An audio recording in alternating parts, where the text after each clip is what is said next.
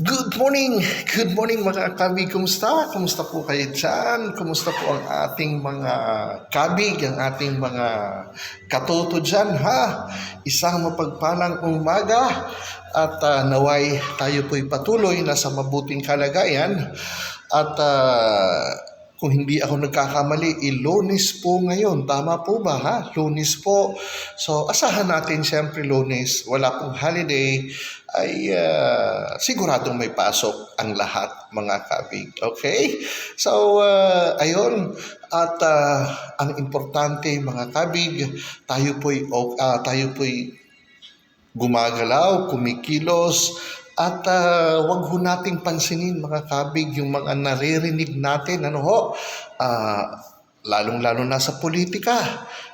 Tayo po sa ikaw at barangay, patuloy lamang po tayo maglilingkod, patuloy lamang po tayo magsiservisyo ayon sa pangangailangan ng mamamayan. Tama po ba, mga kabig? So, gawin lamang po natin bilang mga barangay officials, gawin lamang po natin kung ano ang nararapat. At syempre, higit sa lahat, kung ano ang iyong paniniwala, kung saan ka naniniwala, ano ang inuutos ng iyong isipan.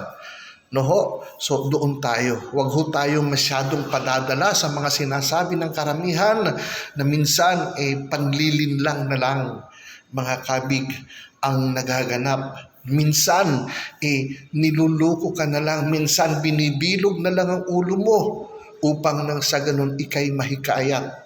Huwag ho tayong padadala sa mga matatamis na salita ng mga sinasabi dyan. Ang importante, ang paniwalaan po natin ay yung atin pong kung ano, yung nasa puso, nasa isip natin. Huwag ho tayong